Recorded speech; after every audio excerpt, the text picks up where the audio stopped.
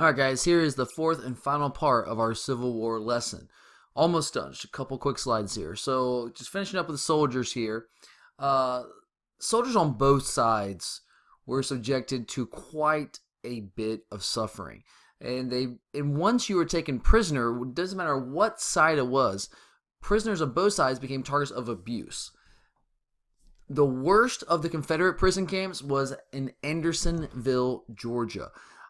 This was just an absolutely terrible place to be. Overcrowding, lack of food led to serious levels of mass starvation and death. 13,000 of 45,000 total troops, Union troops that were held prisoner in Andersonville, ended up dying. They actually had, you can see, here's a picture of Andersonville. See how cramped it was and how many people were actually, how overcrowded it was. They had this stream kind of running right through the middle of the camp, but it was infested with all sorts of human waste, disease. It was awful. Obviously, they did not have restrooms, so if you needed to go to the restroom or bathe, you went into that river. But that was also the only drinking water that was available. So it's kind of like you were caught between a rock and a hard place. Either you drank from that water or you died.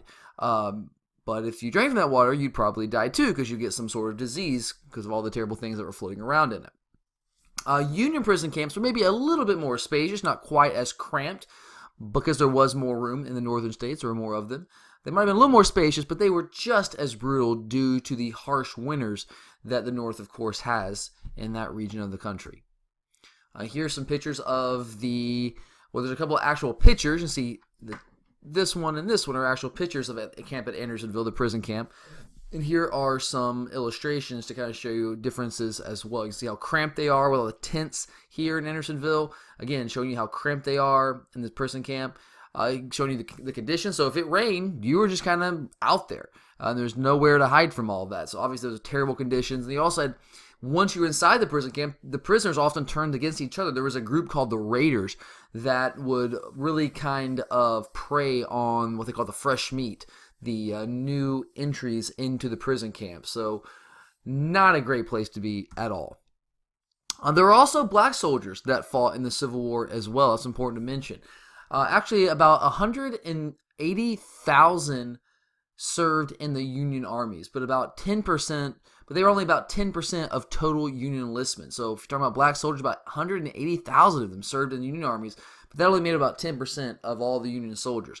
38,000 of those African American soldiers end up dying in the Civil War. Most of those soldiers did come from slave states. These were slaves who had run away during the Civil War. Think about it. Most of the slave owners were out fighting in the war. A lot of them were, at least.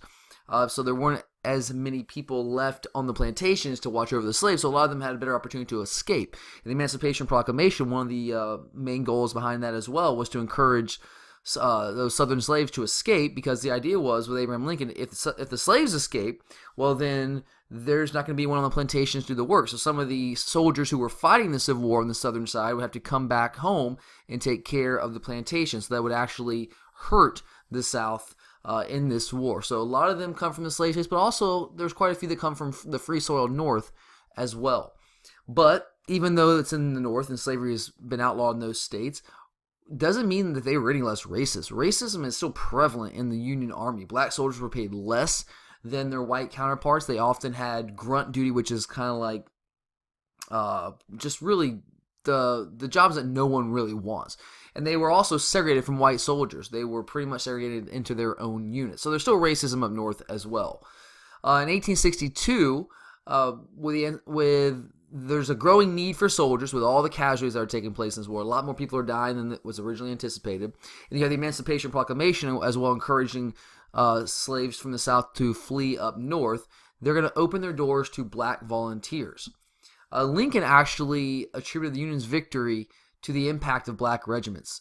He said if it wasn't for the black regiments, these black soldiers, it's a good chance the North would not have won this war.